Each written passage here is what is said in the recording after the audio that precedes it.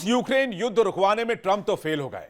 क्या प्रधानमंत्री नरेंद्र मोदी इस जंग को रुकवा सकते हैं? क्या भारत इसमें अहम कदम निभा सकता है? दुनिया में भारत का दबदबा साबित हो चुका है। अमेरिका के टैरिफ का मुंहतोड़ जवाब देकर पीएम मोदी देश को एक नई ऊंचाई पर ले जाने की बात कर रहे हैं। और आज हालात यह है कि जो ट्रंप नहीं कर पाए वह अब भारत करेगा, ऐसी उम्मीद पूरी दुनिया में जताई जा रही है।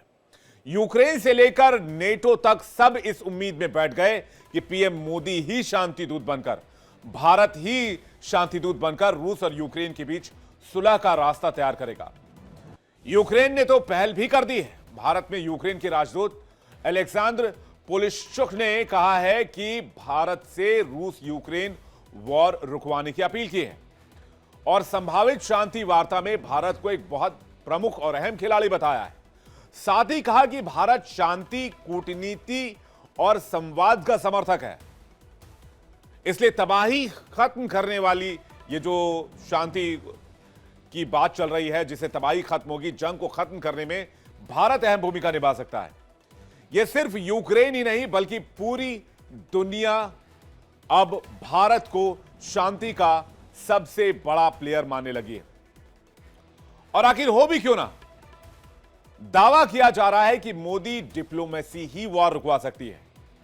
जो ट्रंप नहीं कर पाए वो मोदी कर सकते हैं, क्योंकि पुतिन को ट्रंप पर भरोसा नहीं है, पुतिन को भारत पर भरोसा है। पुतिन भारत के दोस्त हैं, मोदी के अच्छे दोस्त हैं और साल के आखिर में भारत का दौरा भी करेंगे। और इस बीच खबर यह भी आ रही है कि जेलेंस्की भी जल्द भारत का दौरा कर सकते हैं। दोनों नेताओं के भारत आने की तारीखों का ऐलान नहीं हुआ है, लेकिन यह डेवलपमेंट बताने के लिए काफी है कि भारत अब शांति का केंद्र बिंदु बनने जा रहा है। भारत इसमें एक अहम भूमिका निभा सकता है। आपको याद होगा कि कुछ दिन पहले ट्रंप ने भारत पर 50% टैरिफ का ऐलान किया था, जिसका पीएम मोदी ने करारा जवाब दिया और कहा कि देश के हितों से, किसानों के हितों से समझौता नहीं किया जाएगा। यानी ट्रंप चाहे कुछ भी करें, भारत दबाव में नहीं आने वाला है। इस संदेश से पूरी दुनिया में भारत की एक अलग छवि उभरी और रूस से जारी दोस्ती पर इसका कोई असर नहीं पड़ा, क्योंकि ट्रंप चाहते थे कि भारत रूस से दोस्ती तोड़ दे, रूस से अपने व्यापारिक संबंध खत्म कर दे, तेल खरीदना बंद कर दे। लेकिन भारत ने अमेरिका की यह बात नहीं मानी और भारत और रूस का भरोसा कायम रहा, मोदी और पुतिन की दोस्ती कायम रही। यही वजह है कि भारत रूस यूक्रेन के बीच एक ऐसी कड़ी बन चुका है जिसको नजरअंदाज करना वर्ल्ड ऑर्डर के लिए नामुमकिन है, असंभव है। हिंदुस्तान का दबदबा, ग्लोबल दबदबा, अमेरिका के खराब टैरिफ नीति पर हावी हो रहा है। इसलिए जब बात रूस यूक्रेन में युद्ध विराम की हुई तो नेटो को भी भारत से ही उम्मीद जगी और पीएम मोदी से मैक्रोन यूक्रेन युद्ध पर बातचीत तक की, ताकि शांति के लिए जो पहल है वो की जा सके। अब तो लगता है अमेरिका को भी ऐसा फील होने लगा है।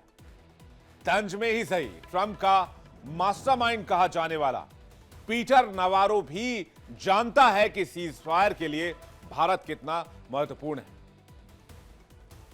पीटर नवारो कह रहे हैं भारत से ही गुजरता है यूक्रेन रूस शांति का रास्ता, लेकिन उसकी ना मानने वाली यह शर्त थी कि भारत को रूस की आर्थिक लाइफ यानी कि तेल लेना बंद करना चाहिए। हालांकि जब विदेश मंत्री एस जयशंकर ने क्लियर कर दिया कि ऐसा कुछ नहीं होने जा रहा है, तो अमेरिका ने ऐतराज जताया। नवारो ने यह भी कहा कि चेस बोर्ड की बिसात को ट्रंप बखूबी समझते हैं। उन्होंने जोर दिया कि तेल के बाजार को स्थिर करने की जरूरत है। अब आप समझ गए होंगे कि ट्रंप के सलाहकार पीटर नवारो सीधे सीधे भारत को रूस से तेल न लेने की नसीहत दे रहे हैं, ताकि युद्ध का बोझ रूस ना उठा पाए। लेकिन भारत ने साफ कह दिया कि रूस से तेल लेना जारी रहेगा। जैसे अमेरिका रूस से अपने लिए केमिकल्स, फर्टिलाइजर्स इंपोर्ट करता है, European countries LNG, liquid natural gas, जिसे ईंधन के तौर पर इस्तेमाल किया जाता है, वो मंगाता है। चीन सबसे बड़ा ऑयल इंपोर्टर रशिया का, वैसे भारत का कारोबार भी रूस से जारी रहेगा। भारत किसी इंटरनेशनल दबाव में नहीं झुकेगा। जिसके बाद पुतिन का भरोसा भारत पर और भी बढ़ा। लेकिन जब अमेरिका ने यह कहा कि भारत रूस से कच्चा तेल लेकर दूसरे देशों को रिफाइंड ऑयल बेचकर मुनाफा कमाता है, तो विदेश मंत्री ने करारा जवाब दिया। उन्होंने कहा कि भारत से तेल खरीदना किसी की मजबूरी नहीं है। तेल खरीदने में दिक्कत है तो वो ना खरीदें। कोई भी किसी देश को तेल खरीदने के लिए मजबूर नहीं करता है, इसलिए भारत भी किसी देश को मजबूर नहीं कर रहा है कि वो भारत से तेल ले। जबकि भारत से तेल यूरोप भी खरीद रहा है और यूएस भी खरीद रहा है। और एक इंटरेस्टिंग फैक्ट यह भी है कि यूएस जो तेल भारत से खरीद रहा है रिफाइंड करके, उस पर 0 टैरिफ है, यानी उस पर कोई आयात शुल्क अमेरिका नहीं लेता है। भारत पर कोई टैरिफ नहीं लगाता उस ऑयल पर जो रिफाइन होकर यूएस जाता है। हालांकि यूएन में अमेरिका की राजदूत रही निकी हेली ने भारत अमेरिका के रिश्तों को मजबूत करने की वकालत की है, लेकिन जो हालात बन रहे हैं उसमें रूस से नजदीकी एक नई इबारत लिखने को तैयार है। और यहीं से निकलता है रूस यूक्रेन के बीच शांति का पैगाम। आज इसी पर होगी बड़े पैनल के साथ चर्चा। अमेरिका, पाकिस्तान और सऊदी से भी हमारे साथ मेहमान जुड़ रहे हैं, तो मेहमानों का सबसे पहले स्वागत करते हैं आज के इस डिस्कशन में। हमारे साथ अमेरिका से अजय भूटोरिया जुड़ रहे हैं, जो कि बाइडेन के पूर्व सलाहकार भी रह चुके हैं। बहुत स्वागत है सर आपका, वेलकम। हमारे साथ मेजर जनरल रिटायर्ड ए के सिवाच जुड़ रहे हैं, रक्षा विशेषज्ञ। अमन चुग हमारे साथ जुड़ रहे हैं, फाइनेंस गुरु हैं, फाइनेंशियल एक्सपर्ट हैं। हमारे साथ सुरेश गोयल जुड़ रहे हैं, पूर्व राजनयिक हैं। हमारे साथ मेजर जनरल रिटायर्ड अभय कार्की जुड़ रहे हैं, रक्षा विशेषज्ञ हैं। और सऊदी से आसिफ दाऊदी जुड़ रहे हैं हमारे साथ, विदेश मामलों के जानकार। आप सभी मेहमानों का बहुत स्वागत है हमारे साथ। मैं सबसे पहले हमारे अमेरिका के साथी जो हमारे साथ जुड़े हुए हैं, अजय भूटोरिया जी, उनका रुख करेंगे। अजय भूटोरिया जी, क्या यह युद्ध अब भारत रुकवा सकता है? क्योंकि दोनों नेताओं ने भारत की तरफ रुख करने का फैसला किया है, और इस बारे में अमेरिका के लोग, वहां का प्रशासन क्या सोच रहा है? भारत एक अच्छा और बहुत महत्वपूर्ण रोल प्ले कर सकता है शांति वार्ता में। जैसे शुरू से प्रधानमंत्री मोदी जी ने कहा कि टॉक्स और पीस कन्वर्सेशन और communication is the key to ये वार रुकवाने के लिए। लेकिन मुझे नहीं लगता कि एडमिनिस्ट्रेशन, चाहे पीट नवारो ने जो स्टेटमेंट दिया है, बट एडमिनिस्ट्रेशन इसमें यूएस के एडमिनिस्ट्रेशन इसमें भारत का इम्पोर्टेंट रोल मानने को तैयार है। क्योंकि अभी जो अगस्त में पीस टॉक्स हुई अलास्का में, उसमें इनको लगा था कि अमेरिका को डायरेक्टली रशिया से नेगोशिएशन कर लेंगे, बट ये जो अभी सारा मुद्दा अटका हुआ है 2 इम्पोर्टेंट पॉइंट्स पे, कि रशिया चाहती है कि जो डोनास्क और जो एरिया उसने अपने टेरिटरी कब्जे में ली है वो उसके पास रहे, और जेलेंस्की चाहते हैं कि उनको सिक्योरिटी, नेटो की सिक्योरिटी का जो वो कंफर्मेशन मिले कि भाई हमें सिक्योरिटी दी जाएगी। और यूएस ने कह दिया कि हम तो कोई सिक्योरिटी गारंटी देंगे नहीं, हम तुम्हें वेपन्स बेचने को तैयार है 10% प्रीमियम, जो कि नेटो उसकी पेमेंट करे। तो ये चीजें अभी मुझे इन चीजों में कोई सुलझाव का रास्ता नजर नहीं आ रहा है, क्योंकि जो ऑपोजिट में है। और अगर अमेरिका इस बात को मनवा लेता है जेलेंस्की से कि भाई तुम अपनी टेरिटरी छोड़ दो, तो ये एक नए वर्ल्ड ऑर्डर के लिए भी बहुत टफ होगा, जहाँ पे चाइना को एम्पावर करेंगे कि वो ताइवान के ऊपर एग्रेशन कर सके, और इसके अलावा बाकी यूरोप भी साइडलाइन होगा इसमें। तो इन सब मुद्दों को देखते हुए भारत का जो रोल है इस शांति वार्ता में, जो भारत की रशिया के साथ अच्छी फ्रेंडशिप है और अमेरिका के साथ भी अच्छे ताल्लुकात रहे हैं, हालांकि अभी थोड़े बहुत टर्बुलेंस में है, तो Bharat can play a mediator role and bring all the parties to table to agree. But जो एग्रीमेंट होना है वो उसके ऊपर अभी भी डिफिकल्ट है वो एग्रीमेंट होना।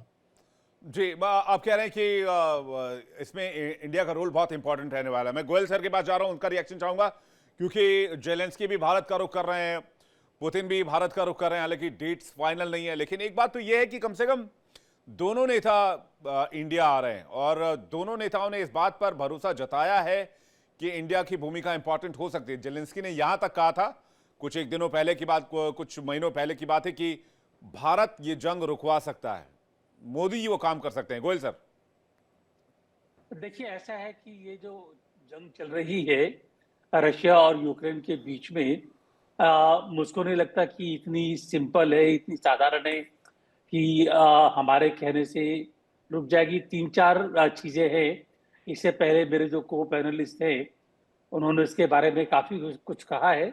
मैं 1-2 चीजें इसमें ऐड करना चाहूंगा पहली बात तो आपको याद होगा कि अलास्का में जब मीटिंग हुई थी तो पुतिन ने साफ कर दिया था और ट्रंप को मानना भी पड़ा था कि यहाँ पर युद्ध विराम एक सॉल्यूशन नहीं है।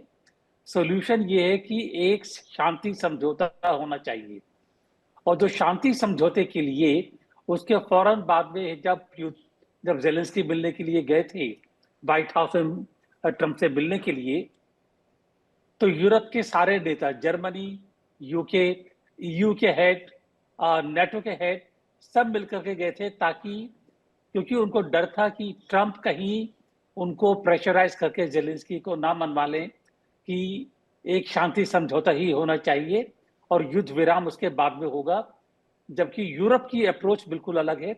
यूरोप चाहता है कि पहले युद्ध विराम हो और बाद में शांति समझौता होता रहेगा।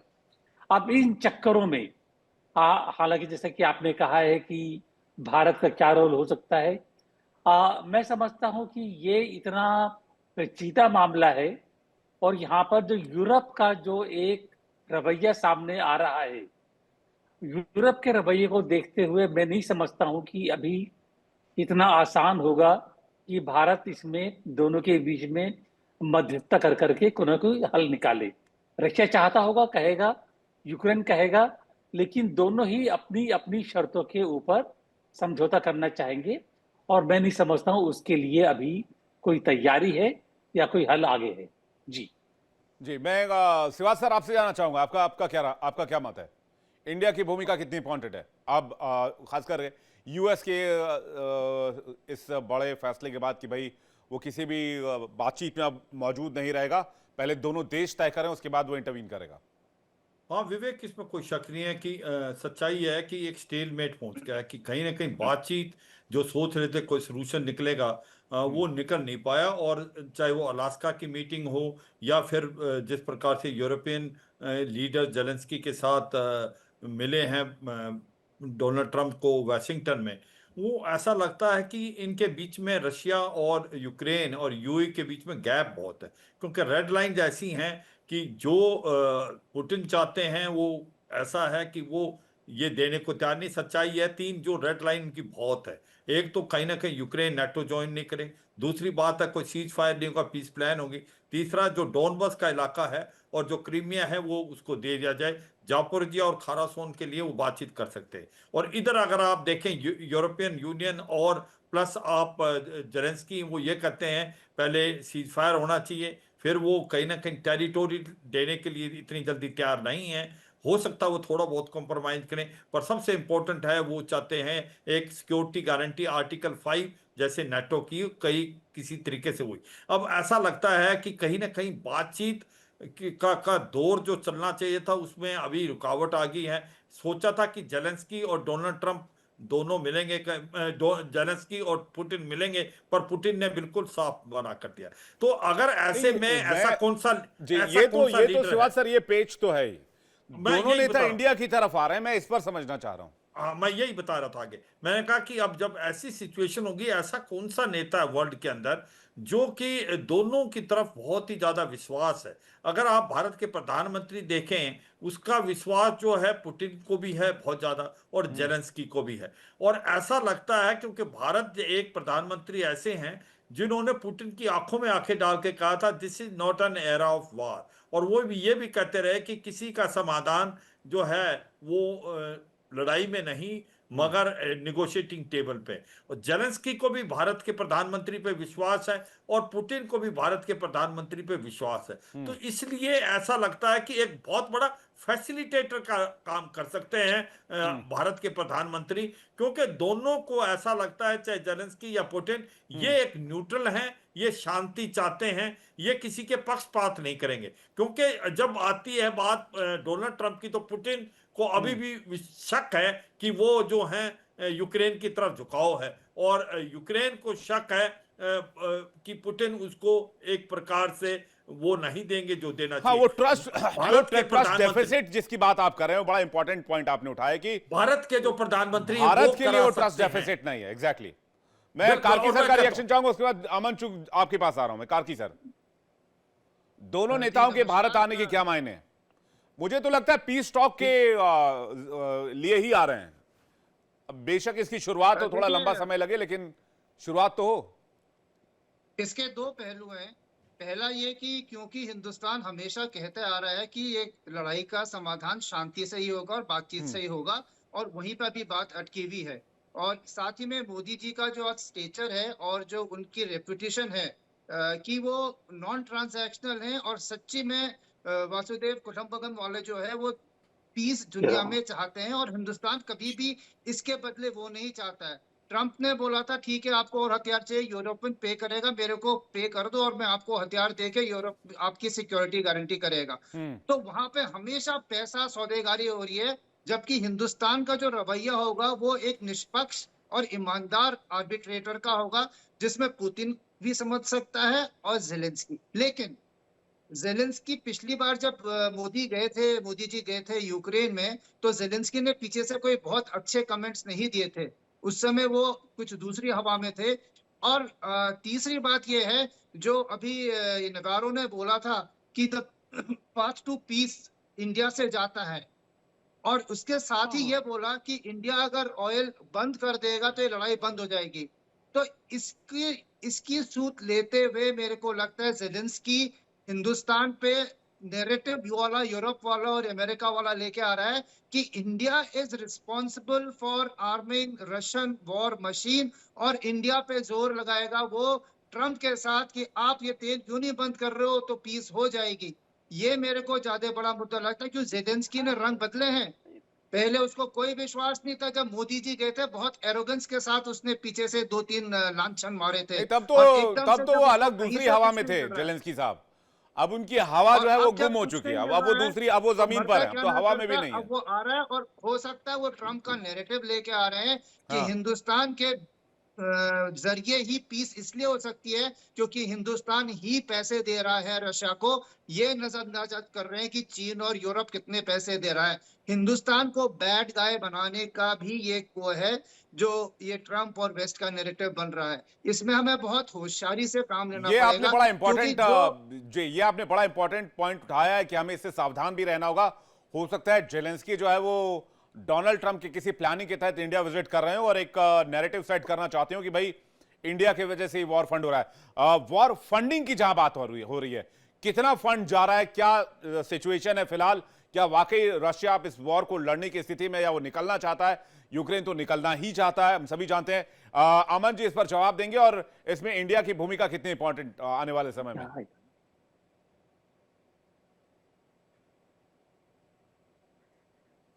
जी आपको माइक एक बार चेक कीजिएगा, शायद म्यूट होगा। अमन प्लीज। नमस्कार है जी, जय भारत है। मैं इसको 3 एंगल पे आपसे गुफ्तगू करना चाहूंगा। पहला एंगल जो रशिया के पर्सपेक्टिव से है वो ये है कि पुतिन ऑफ लेट अब रशिया नहीं बोलते, अपने आप को सोवियत कहते हैं। एंड जब अलास्का में जब इनकी मीटिंग हुई है तो अलास्का में भी वो ये जिक्र कर रहे थे कि हम वेस्टर्न पार्ट ऑफ रशिया की तरफ जा रहे हैं। यानी कि मेरे को ऐसा समझ आता है जियोपॉलिटिक्स को अगर मैं फाइनेंशियल मार्केट्स के साथ अंडरस्टैंड करूं, क्योंकि हर चीज का एक लिहाजा मार्केट्स में ऑलरेडी रिफ्लेक्ट हो रहा होता है। तो अलास्का में जो मीटिंग थी वो अलास्का के लिए थी, rather देन पीस डील जो हम यूक्रेन का जिक्र कर रहे हैं। एंड वहां पे आपने देखा भी होगा कि इतना पूरा तामझाम लेके जब वहां पे गुफ्तगू हुई, वहीं पे लंच कैंसिल हुआ। यानी कि वो अलास्का के रिलेटेड ही बातचीत थी, वो यूक्रेन के रिलेटेड पीस डील के पर्सपेक्टिव, उनको कॉम्प्रिहेंसिव पीस डील पॉलिसी चाहिए थी, सीज फायर की कोई बात नहीं, जो कि गोयल साहब ने भी जिक्र किया। सेकंड इसका एंगल ये है, देखिए हमें देखना पड़ेगा कि जो यूएस और जो यूरोपियन यूनियन है, इनके जो मेजरली जितने भी पैसे हैं बजटरी डेफिसिट में हैं, इनके पास पैसे नहीं हैं। इन्होंने जितने भी ट्रेजरीज इशू करी थी वो ट्रेजरीज की अब रिडेम्पशन की बारी आ गई है और इनके पास पैसे नहीं है उसको रिडीम करने के लिए। अंदाजन 2025 और 26 में अकेले 7 से 8 ट्रिलियन डॉलर यूएस को रिडीम या रीफाइनेंस करना पड़ेगा, जिसके लिए पैसे नहीं है। और यूएस के पास एक ही एंगल बनता है, वो ये है कि उसको कहीं ना कहीं वॉर फाइनेंस करके वहां से या तो रेयर अर्थ मिनरल्स को कमाए या फिर वार से जो डिफेंस इक्विपमेंट है उसको एक तरह से फाइनेंस करे। ये दूसरा एंगल है। यानी कि अगर हम ये सोचें कि ट्रंप क्या वाकई में चाहता है ये सीज फायर, तो ट्रंप शायद अपने नोबेल प्राइज के चक्कर में पर्सनल एम्बिशन के लिए हो सकता है ऐसा बात कर रहा हो। मगर जो यूएस डीप स्टेट है, जो तीसरा एंगल मैं बोल रहा हूं, यूएस डीप स्टेट कहीं ना कहीं यूक्रेन में जो bread basket of the world है उस पर ऑलरेडी कब्जा करना चाहता है, जो कि western part of Ukraine already उन्होंने कब्जा किया। और आपने देखा भी है कि कई कंपनीज को ऑलरेडी उसका रीवैम्पिंग और मॉडर्नाइजेशन का ठेका दे दिया है जेलेंस्की ने। जो ईस्टर्न पार्ट ऑफ यूक्रेन है, जिसके ऊपर पुतिन ने ऑलरेडी कहा है कि ये तो हमारा ही एरिया है जिसमें हमारे सैनिकों ने एक तरह से बलिदान दिया है, वहां पे अगर आप और डीपर जाएंगे, वहां पे कई तरह की वायरस लैब्स पनप रही थी जिनका टारगेट था रशिया।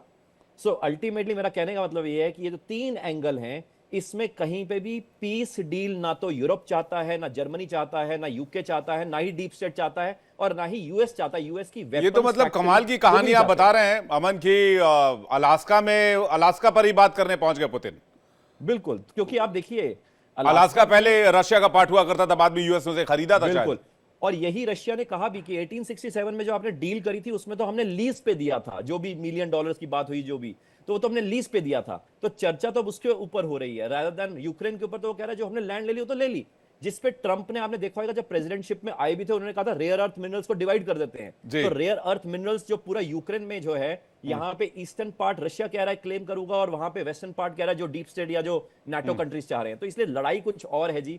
इसमें मेरे को लगता है कि ऑब्वियसली ये दिखाने के लिए पिक्चर जो ये लोग आ रहे हैं, मोदी साहब से चर्चा करेंगे, ऑब्वियसली पीस डील की बात भी हो रही है, मगर मेरे को लगता है यहाँ पे सितंबर आते ही आप देखेंगे ये जो बलूचिस्तान वाला एंगल है, अब उसको एंगल पे खोलेगा यूएस, क्योंकि उसको अपनी ट्रेजरीज को रिडीम करने के लिए ये सारे कंट्रीज पर प्रेशर डालना पड़ेगा, चाहे वो बांग्लादेश के थ्रू करे, चाहे पाकिस्तान के थ्रू करे, ताकि भारत के ऊपर प्रेशर क्रिएट किया जाए। तो मेरे को लगता है जियो पॉलिटिक्स पूरा फाइनेंशियल मार्केट्स का पूरा लिंकेज पे बैठा हुआ है इस टाइम पे। लेकिन इसका अगर हम इसको ओवरऑल देखें तो यूक्रेन पे कितना, क्योंकि यूक्रेन के पास बिल्कुल भी फंड नहीं, वो पूरा अमेरिका डिपेंडेंट हो चुका है, ना ही उसके पास हथियार हैं, लेकिन उसको सारी फाइनेंसिंग यूरोप और ये पूरा नाटो कंट्रीज करेंगे। नहीं तो फिर वॉर को फंड तो फिर अमेरिका और नेटो कंट्रीज कर रहे हैं, फिर इंडिया कैसे वॉर को फंड कर रहा है? ये तो नैरेटिव भी पूरा फेक हो गया। हाँ, वो तो नैरेटिव ही उनका गलत है। वो तो जानबूझ के एलिगेशन लगा रहे हैं ना, क्योंकि वो चाहते हैं कि भारत दब जाए, क्योंकि भारत दब नहीं रहा है। आप समझो, डीप स्टेट ने एक तरह से भारत के अंदर बिना गवर्नमेंट के ऊपर कंट्रोल किए हुए कुछ नहीं कर पा रही है, तो कहीं ना कहीं वो बुखलाए हुए हैं, इसलिए वो भारत को कहीं ना कहीं एंटेंगल करके उसको अलोन कर रहे हैं। इसलिए जो पाकिस्तान के साथ भी ऑपरेशन सिंदूर हुआ, वहां पे भी सारा कुछ एक्सपोज हुआ ना, जो न्यूक फैसिलिटीज किसकी थी। फिर अल्टीमेटली उन्होंने खैबर, जो बलूचिस्तान वाला एरिया है, क्यों पाकिस्तान ने नेगोशिएट करके यूएस को दिया, वहां पे क्यों पहले उन्होंने चाइना को दिया, अब यूएस को दिया। तो कहीं ना कहीं ये पूरा एंगल जो है वो इंडिया को कहीं ना कहीं अकेले में डालने की है, और ऑब्वियसली हम आइसोलेट करने का, आइसोलेट करने की कोशिश। आखिर क्यों पूरा स्ट्रेंथ अमेरिका आखिर भारत से क्यों डर रहा है? मैं अजय जी से इसका जवाब चाहूंगा। आखिर इतना तनाव क्यों? अगर इंडिया एक अच्छी पॉजिटिव भूमिका निभा सकता है रूस यूक्रेन के वॉर में, अमेरिका को क्यों आपत्ति, और मौजूदा दौर में अमेरिका क्यों टेंशन में इंडिया को लेकर? देखिए, ये G20 जब समिट हुई थी इंडिया में, उसके बाद में एक इंडिया बहुत स्ट्रांगली उभर के आया था और एक स्ट्रांग पावर हुआ था। उसी के बाद में तुरंत इंडिया, यूएस के स्टेट डिपार्टमेंट और कनाडा के साथ में मिलके उन्होंने इंडिया के ऊपर हमला किया था, वो निज्जर मामले के ऊपर में। वहां से इंडिया की इमेज खराब करनी शुरू करी थी, और ये कंटिन्यूअसली ये प्रोसेस है। India was almost 4th largest economy बन चुकी है and moving toward 3rd largest economy. तो कहीं पर यूएस नहीं चाहता है कि इंडिया का इतना स्ट्रॉन्ग ग्रोथ हो, and India is one of the largest market. और ये सब देखते हुए इंडिया की स्टेबिलिटी और India to counter balance China, और इंडिया भी एक इंडो पैसिफिक रीजन में एक अच्छी बड़ी स्ट्रॉन्ग शक्ति के रूप में उभर के आ रही है, वर्ल्ड शक्ति के रूप में उभर के आ रही है। कहीं ये इंडिया यूएस के डीप स्टेट नहीं चाहते हैं, जो वो चाहते हैं कि इंडिया में इंस्टेबिलिटी रहे। उन्होंने अपोजिशन पार्टीज को फंडिंग किया और सबका काफी कुछ किया इंडिया को, काफी कुछ एलिगेशन लगाया। बिल्कुल।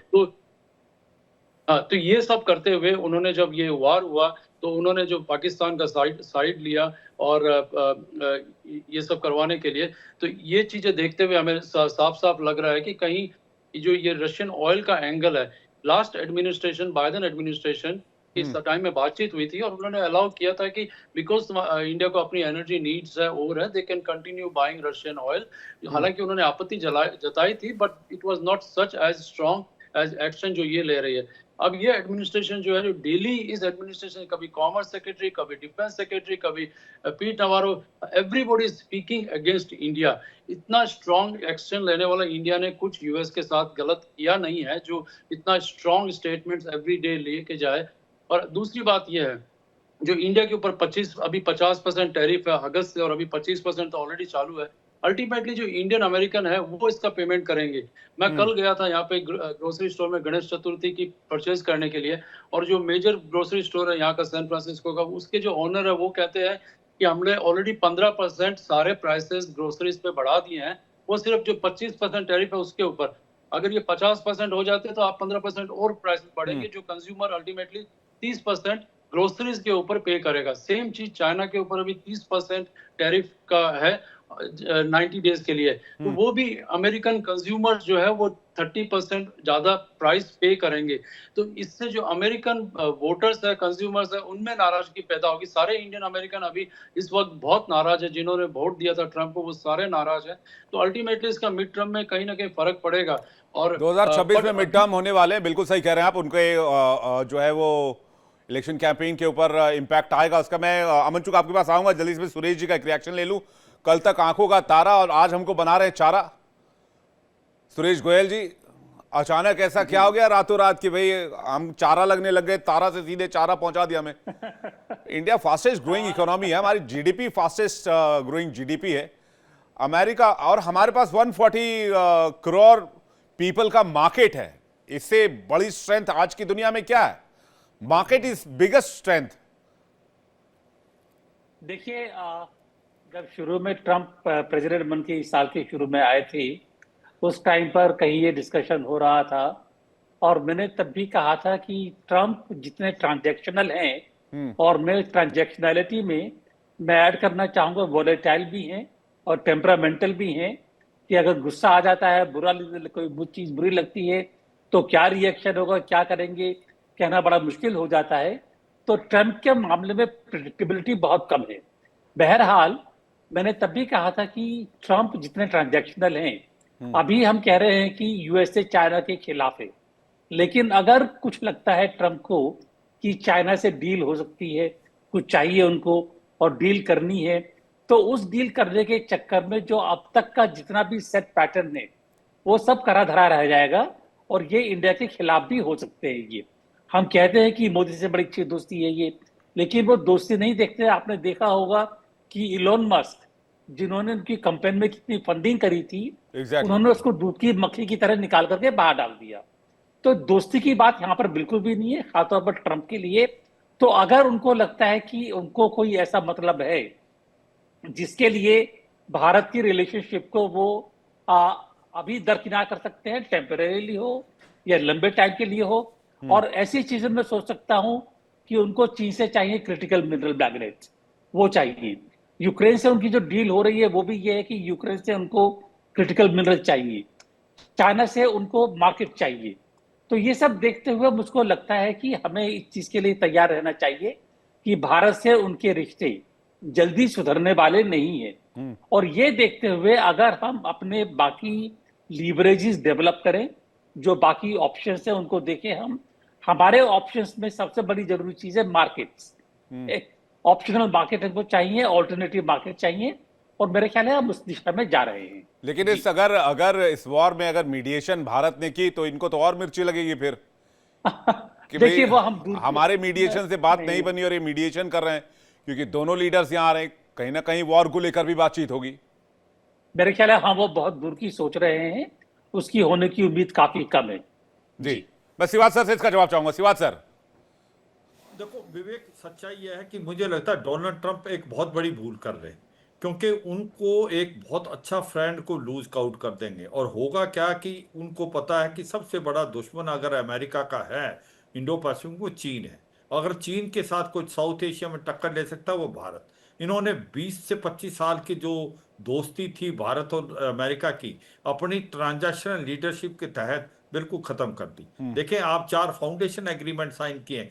आज तक अमेरिका ने जो 4 फाउंडेशन बेसिक एग्रीमेंट हैं वो किसी और देश के साथ नहीं किए। वो GSMI है जो जनरल सिक्योरिटी और मिलिट्री इंफॉर्मेशन, फिर LEMOA logistic exchange memorandum of agreement, COMCASA communication competitive security agreement and BECA basic exchange corporation. वो क्या है? वो ये है कि भारत और अमेरिका जो हैं आपस में सैटेलाइट से रियल टाइम इंटेलिजेंस भी करते थे, ट्रांसफर टेक्नोलॉजी भी करते हैं, और बहुत बड़ी दोस्ती है। जब न्यूक्लियर सिविल डील हुई थी उसके बाद ये बाईपार्टीजन अंडरस्टैंडिंग थी कि भारत के साथ रिलेशन अच्छे रखना उनकी मजबूरी भी है, जरूरत भी है। आज डोनाल्ड ट्रंप जियो इकोनॉमिक्स के लिए जियो पॉलिटिक्स भूल के वो एक ये अपना फायदा देखने के लिए आज उन्होंने ऐसा सिचुएशन पैदा कर दिया कि वो भारत अब रूस और चीन की तरफ जाएगा। अब आप देखेंगे ब्रिक्स भी पॉपुलर होगा, एससीओ भी होगा, आरआईसी भी होगा। मुझे लगता है डोनाल्ड ट्रंप ने बहुत बड़ी भूल कर रहे हैं, और इनकी जो डीप स्टेट है वो इसको प्रेशराइज कर रही है, इसको पुश कर रही है, मगर एक छोटे से फायदे के लिए नहीं, एक बहुत बंच बड़ा ऑफ नुकसान पीपल कर रही है। हैं ट्रम्प के इर्द गिर्द, पीट नवारो हों और अजय भुटूरिया जिन्हें 4-5 लोगों के और नाम बताए, डिफेंस सेक्रेटरी हों चाहे वो फॉरेन सेक्रेटरी हो, सब एंटी इंडिया कैंपेन में लगे हुए हैं, या फिर इस तरह के बयान दे रहे हैं कि भाई वो टैक्स का महाराजा है तो वो ऐसा है, तो वो ऐसा है, तो भारत ऐसा है, भारत ने ये कर दिया, भारत ने वॉर को फंड कर दिया। अरे भाई, पूरी दुनिया में वॉर फंड करने के लिए सीआईए बदनाम है, भारत बदनाम नहीं है। अमेरिका की डीप स्टेट बदनाम है पूरी दुनिया में वॉर के लिए उकसाने के लिए। लेकिन फिर भी एक नैरेटिव, अच्छा ये सबको पता है कि अमेरिका की भूमिका क्या होती है, क्योंकि डिफेंस के मार्केट में 50% से ज्यादा स्टेक अमेरिका का है, यूएस के हथियारों का है।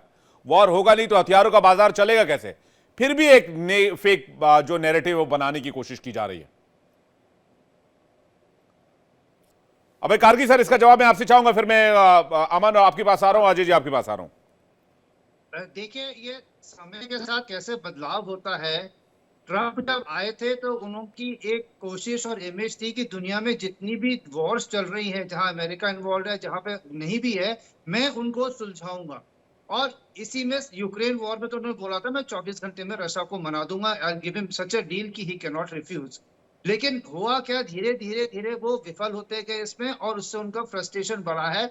और वो अपना जो उन्होंने जो टैरिफ वाला शुरू किया है, और उसको उन्होंने वॉर की तरफ से इंडिया के ऊपर प्रहार करना शुरू किया है, जो 30-25 साल की हमारी रिलेशनशिप बनी थी उसको करा है।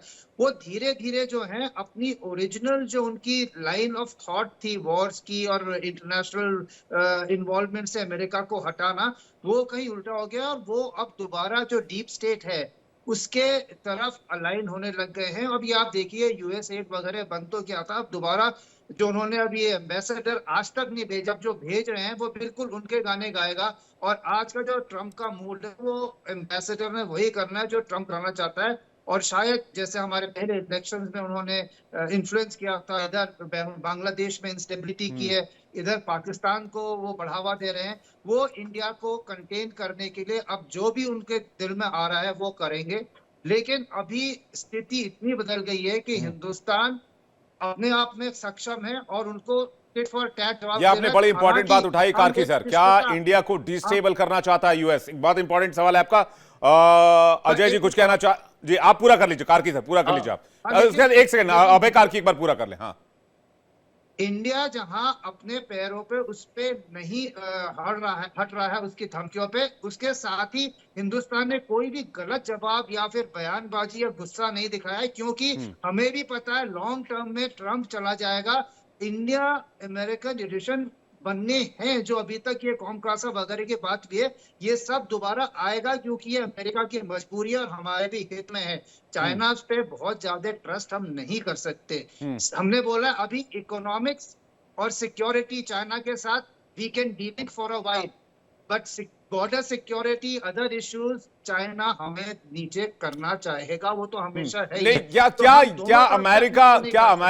क्या अमेरिका वाकई रूस यूक्रेन शांति चाहता है? क्या अमेरिका भारत को बांग्लादेश और पाकिस्तान की तरह डिस्टेबल करना चाहता है? ऐसे कई सवाल है। मेहमान आपके पास आऊं, लेकिन अजय जी कुछ कहना चाह रहे हैं। अजय जी। हाँ नहीं, मैं बिल्कुल ये कहना चाहता हूँ कि जो रूस यूक्रेन वार शुरू हुआ था, कहीं ना कहीं जो प्रीवियस एडमिनिस्ट्रेशन थी उन्होंने जेलेंस्की को उकसाया था कि हम तुम्हें नेटो की मेंबरशिप देंगे और हम तुम्हारे साथ खड़े हैं, और वो वहीं से ये फाउंडेशन हुई थी वार की, और ये वार चालू हुआ। और अब जिस जहाँ पे भी पहुंचा है, ये अमेरिका ने इसको आगे देते रहे। जब बाइडेन एडमिनिस्ट्रेशन था तो जेलेंस्की हर बार आता, उसको कभी 20 बिलियन का चेक, कभी 40 बिलियन का चेक, और डिफेंस सप्लाईज और सब कंटिन्यूस कर रहे थे। तो उस समय तो इंडिया का रोल नहीं था कि वो ऑयल का बाय करें, इसलिए वार चालू हो रहा है रशिया से, राइट। और दूसरा है कि डेफिनेटली डीप स्टेट जो है वो इंडिया को डिस्टेबलाइज करना चाहता है। और जो ये नया एम्बेसडर अपॉइंट नॉमिनेट हुआ है सर्जियो सरकाई गोर, गोर जो 38 इयर्स ओल्ड है, जो बाइडेन का क्लोज फ्रेंड है, क्लोज एलाई है, और ये बाकी जो डिफेंस सेक्रेटरी, कॉमर्स सेक्रेटरी, इन सब का भी क्लोज एलाई है। तो कहीं उन्होंने जब अपॉइंट नॉमिनेशन के टाइम कहीं भी एक वर्ड नहीं कहा किसी ने भी कि he will go there and make US India relationship stronger. उन्होंने कहा कि ये अमेरिका फर्स्ट के हितों को देखेगा वहां जाके। तो हमें ये भी देखना है कि वो जब नया एम्बेसडर आता है, वो is a direct line connection line to the president, वो आके यहाँ पे क्या एक्टिविटीज करता है जो इंडिया को या तो डिस्टेबलाइज करेगा या इस रिलेशनशिप। अच्छा, इसके ये यूएस एम्बेसडर जो भारत में नियुक्त किए गए, इनके बारे में आपके पास कोई जानकारी? अजय जी, अभी अपॉइंटमेंट कंफर्म नहीं हुआ है, नॉमिनेशन हुआ है। अच्छा, नहीं, एज अ पर्सन उनको आप जानते हैं? क्या वो भारत के हितों के लिए ठीक रहेंगे यूएस इंडिया के रिलेशन के लिए? मेरे हिसाब से वो भारत के हितों के लिए ठीक नहीं रहेंगे। वो प्रेसिडेंट की जो एजेंडा है उसके ऊपर काम करेंगे। वो भारत के जो ओपोजिंग फोर्सेस है, जो इस एडमिनिस्ट्रेशन को, मोदी एडमिनिस्ट्रेशन को डिस्टेबलाइज कर सके, उनके साथ वो अलाइन करेंगे। और जो कहीं पर जहां पर वो प्रीवियस एम्बेसडर थे, उन्होंने भी बांग्लादेश में एक मेजर रोल प्ले किया था, बांग्लादेश में जो कूप हुआ था उसमें। तो मुझे लगता है कि वो, और इस बार ये जो नए एम्बेसडर अपॉइंट हो रहे हैं, ये सिर्फ भारत नहीं, साउथ एशियन अफेयर्स के पूरे, इसमें चाइना, जिसमें पाकिस्तान, अफगानिस्तान, इंडिया, बांग्लादेश सब उसके अंडर में आते हैं। तो इन्होंने एक मेजर अलाई को एक इम्पोर्टेंस नहीं देके, एक एक्सक्लूसिव एम्बेसडर नहीं देके, उसके अंडर में चारों ये साउथ एशियन अफेयर चारों कंट्रीज हैं। तो how he plays out, that has to be seen. But अभी जो यूएस की नीति और पॉलिसी है, बहुत मेजर शिफ्ट हुई है इंडिया के अगेंस्ट में, and India has to play cautiously. क्या कहेंगे इस पर अमन आप? इसको अगर एज अ फाइनेंशियली देखें तो कितना बड़ा स्टेक हमारे लिए, पहली बात। दूसरी बात ये, क्या अगर रूस यूक्रेन शांति वार्ता को इंडिया लीड करता है या उस मीडिएशन में जाता है, तो ये इस रिलेशन को कितना इम्पैक्ट करेगा? मैं इसे 5-6 एंगल देता हूं जी। पहला तो बड़ा क्लियर एंगल मेरे को ये दिखता है कि भारत को जानबूझ के, या मोदी साहब को जानबूझ के एक प्रोजेक्ट किया जाएगा कि जी पीस डील ये करवा सकते हैं। अल्टीमेटली फिर उनके न्यूयॉर्क टाइम्स और ऑल दोज, वो जो न्यूज़पेपर्स हैं, प्रिंट मीडिया, वो बताएंगे अरे यार मोदी साहब भी कुछ नहीं कर पाए। ऐसा ऐसा एक प्रोजेक्शन दिखाने की कोशिश है, यानी कि caught on the wrong foot करने की कोशिश है। देखिए, अभी अब थोड़ी देर पहले बात हो रही थी कि ट्रंप साहब जो करने की कोशिश कर रहे हैं, तो क्या उनको सपोर्ट है डीप स्टेट? सिंपल है, स्कॉट बेसेंट साहब जो हैं वो किसके आदमी है, वो सारों को पता है। तो उनके जो कैबिनेट में जो लोग हैं, वो अगर जिसके लोग हैं और वो सारे एंटी भारत है, तो ट्रंप साहब अकेले क्या करेंगे? तो he has to become anti Bharat ultimately. और वो जो रिसेंट जो सर्कमस्टांसेस क्रिएट हुए, अब नेटो जो है, वो यूक्रेन वाला जो स्थिति आई कि हमें ये कहा जाता है कि जी यूक्रेन नेटो का पार्ट बनेगा और वो लड़ाई नहीं। सिंपल सी बात है जी, हमें ये समझना जरूरी है कि नेटो का पार्ट यूक्रेन बनाने को और इतना जो बवाल है, नहीं जी, सिंपल है। जितने भी वेस्टर्न वर्ल्ड इकोनॉमीज हैं, उनकी इकोनॉमी की हालत खराब है, उनको उसके लिए फाइनेंसिंग चाहिए। पहले फाइनेंसिंग आप देखें, फर्स्ट वर्ल्ड वॉर में, सेकंड वर्ल्ड वॉर में फाइनेंसिंग हमेशा गोल्ड से हुई है।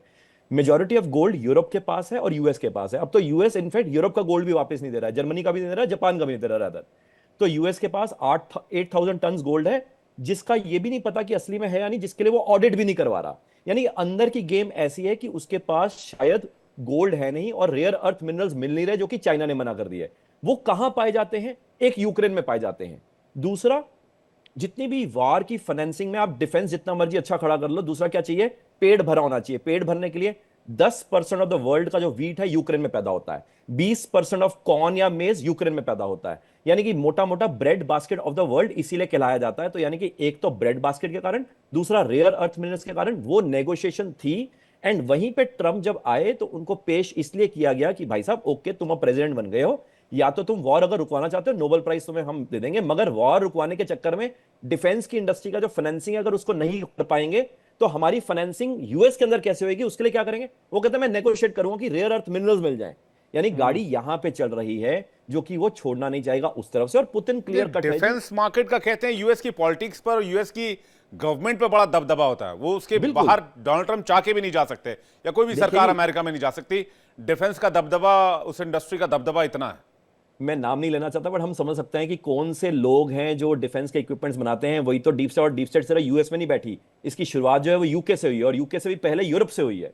सो अल्टीमेटली ये सारे जो तार हैं, अगर हम इसको पूरा इकट्ठा करें, अब आते हैं आपके एंगल पे कि जी भारत को क्यों साइडलाइन कर रहे हैं। सिंपल है जी, भारत पाकिस्तान ऑपरेशन में जो भारत ने डिस्प्ले करा अपना प्रोवेस, उसके कारण यूएस और चाइना के जो हथियारों की इंडस्ट्री थी, आपने देखा कैंसिलेशन ऑफ ऑर्डर्स हो गए। कैंसिलेशन ऑफ ऑर्डर्स के साथ साथ जो न्यूक फैसिलिटी थी वो भी कहीं ना कहीं पाकिस्तान की थी नहीं, वो गिफ्टेड बाय यूएस ही थी, जो वो भी एक्सपोज हो गया। साथ में फिर पार्लियामेंट में ट्रंप साहब को क्रेडिट भी नहीं मिला, तो उसके कारण आप देखो कहीं ना कहीं वो वेपन्स की डिस्प्ले कहां से दिखाएंगे। आपने देखा होगा थोड़ी देर के लिए थाईलैंड और कंबोडिया की वॉर शुरू हुई, क्यों? वेपन्स डिस्प्ले करने के लिए, चाइना और यूएस के। फिर उसको रोक दिया गया कि वेपन्स डिस्प्ले होके कुछ हुआ तो है नहीं, ऑर्डर मिल नहीं रहे। अब अल्टीमेटली इसका जो रेपरकशन है, जैसे अजय साहब ने भी सही बताया, यूएस में जो इन्फ्लेशनरी प्रेशर है वो एकदम से बढ़ रहा है, मगर मेरे को एक और चैलेंज दिख रहा है, इसको ध्यान से 1 मिनट लूंगा मैं। पहला इसमें पॉइंट है जी, भारत और यूएस में जो रिलेशनशिप की जो खटास बढ़ रही है, उसके कारण एंटी भारत रेजीम रेसिज्म जो है वो यूएस में देखने को दिखेगा। यानी कि Trump would want to make a lot many Indians go exit out of US, उसका प्रेशर क्रिएट करेगा अब ये भारत के ऊपर कि भैया हम ग्रीन कार्ड हो या सिटीजनशिप हो, हम भाई साहब उनको कैंसिल कर रहे हैं। यानी अब वहां पे ऐसी चीजें दिखेंगी, एंड जिसके कारण सिंस लैक ऑफ रिसोर्सेज है तो यूएस के विद इन आप सिविल अनरेस्ट और क्रिएट होते हुए देखेंगे, क्योंकि अल्टीमेटली सोशल सिक्योरिटी स्कीम और जो इंफ्रास्ट्रक्चर है उसकी फाइनेंसिंग ट्रंप नहीं करवा पा रहा है। एंड कहीं ना कहीं ये सारा जो एपिसोड है, मेरे को कहीं ना कहीं लगता है कि जो फाइनेंसिंग अपॉर्चुनिटी जो लोन की है, जो यूएस को पैसा चाहिए, और जैसे मैंने जिक्र किया है उनका इस टाइम पे $1 ट्रिलियन का सिर्फ इंटरेस्ट की कॉस्ट है, एंड $40 ट्रिलियन का लोन है, एंड इकोनॉमी में रिसोर्सेज के तहत रिसिप्ट्स आ नहीं रहे हैं, डिफेंस बिक नहीं रहा है। तो आप लॉजिकली सोचो कि उसमें ट्रंप क्या करेगा और यूएस क्या करना चाहेगा। नहीं यार, तो ये तो ऐसी बात हो गई कि इसमें तो इंडिया से वैसे भी उनको 36 का आंकड़ा नहीं करना चाहिए था। मार्केट बिल्कुल सबसे नहीं बड़ा करना चाहिए हमारे था। पास, हाँ मार्केट तो था, और हम point है- यूएस का कितना सामान कंज्यूम करते हैं, टेक सर्विसेज से लेके, वेब सर्विसेज से लेके, कंपनीज के नाम नहीं लेना चाहूंगा, सोशल मीडिया मार्केट का से लेके, डिजिटल सोशल डिजिटल प्लेटफॉर्म से लेके, तभी तो चिप्स से मोदी लेके, साहब- कोल्ड ड्रिंक तभी से तो मोदी साहब लेके, ने- रिटेल से लेके, अभी मैं कंपनीज के नाम लूंगा तो 2-4 डेफेमेशन मेरे ऊपर भी आ जाएगा, इसलिए कंपनीज का नाम नहीं लेना चाह रहा। लेकिन यूएस का कितना सामान यहां कंज्यूम होता है, मैं ये कह रहा हूं, हमने अगर 140 करोड़ लोगों के मार्केट को आपको देना बंद कर दिया, देन आप सोचिए कि आपका क्या होगा। हम तो एक फिर भी वैसा सर्वाइव वैसा- कर लेंगे। वैसा वर्सा चैलेंज भी है जी। यूएस का इंडस्ट्रियलाइजेशन प्रोसेस बैक ऑफिस पे चाइना को दे दिया गया था जिमी कार्टर के टाइम पे 1980s में। उसके बाद US backed by dollar president Nixon ने 1971 में बंद कर दिया था। तो डॉलर की सुप्रीमेसी के लिए पेट्रो डॉलर का एग्रीमेंट हुआ था सऊदी के साथ, जो कि सऊदी ने रिन्यू नहीं किया। अब पॉइंट है, यूएस के पास ना तो पेट्रो डॉलर की पावर है, यानी कि डॉलर का डी डॉलरेशन के प्रॉब्लम है, दूसरा फाइनेंसिंग की प्रॉब्लम है, तीसरा रिसोर्सेज की प्रॉब्लम है, चौथा डिफेंस बिक नहीं रहा है, बजटरी प्रॉब्लम्स हैं, और पांचवा विद इन यूएस जो है वो कई तरह के रोल प्लेस खड़े हो गए हैं जो डिवीजन करना चाहते हैं एक तरह से सिविल अनरेस्ट के तहत। तो इसमें सिंपल सी बात है, जो यूनाइटेड स्टेट्स ऑफ अमेरिका हम देखते थे वो पावर कहीं ना कहीं खो रहा है जी। Is there any chance Ajay ji, इसमें कुछ किरण, उजाले के किरण आपको दिखाई देते हैं, कुछ रोशनी दिखती है आपको? हमें रोशनी यही दिखती है कि हम 2-2.5 साल बचे हैं ट्रंप एडमिनिस्ट्रेशन में। उसके बाद में हमारे डेमोक्रेट प्रेसिडेंट आएंगे और वो वापस ये रिलेशनशिप जो प्रेसिडेंट ओबामा ने और प्रेसिडेंट बाइडेन ने एक स्ट्रॉन्ग यूएस इंडिया रिलेशनशिप बनाया था और कहा था कि $500 बिलियन का ट्रेड की तरफ जा रहे थे, वापस हम उसको बिल्ड करने का सपना देखते हैं। लेकिन हालांकि अभी तुरंत जो है, आई डोंट थिंक कि एटलीस्ट अभी इमीडिएट कुछ नहीं होने वाला है, और immediate कुछ अभी नहीं होने अभी वाला है। अभी वेट एंड वॉच करना पड़ेगा। मुझे लगता है अभी संयम से काम लेने की जरूरत है इंडिया को भी, टुवर्ड्स यूएस और यूक्रेन और रूस के बीच में। जी आप कुछ कह रहे हैं? एक बात और कहना चाहूंगा, जैसे अभी प्रीवियस स्पीकर ने कहा कि जो यूएस में जो वीजा सिचुएशन हो रही है, अभी 2 वीक पहले इन्होंने 6000 स्टूडेंट वीजा कैंसिल करे थे, कुछ न कुछ इशू झूठे जो भी इशू बना के, उसमें 6000 में से 75% है अभी इंडियन वर्क students परमिट हैं जिनके वीजा को visa- भी लोग लेकर भी, अभी एक यूएस में ट्रक एक्सीडेंट हुआ है, और उसको लेकर भी कई सारे। अभी हाँ, वर्क परमिट के ऊपर क्या है कि पहले अगर किसी का H1 वीजा पे जॉब लॉस होता था तो उसको 60 डेज मिलते थे नए जॉब ढूंढने के लिए। अब इन्होंने जैसे ही आपका जॉब लॉस हुआ, आपको एक नोटिस टू अपीयर कोर्ट का डॉक्यूमेंट मिलता है, आपको कोर्ट अपीयर अभी वही है कि अभी थोड़ा वेट एंड वॉच करना पड़ेगा, और फिलहाल भारत जो है वो संयम से काम ले रहा है, लेकिन रूस यूक्रेन युद्ध में इंडिया की भूमिका कितनी इंपॉर्टेंट होगी आने वाले वक्त में पता चलेगा। आप मेहमानों का बहुत शुक्रिया हमारे साथ जुड़ने के लिए और अपना कीमती वक्त देने के लिए बहुत बहुत धन्यवाद।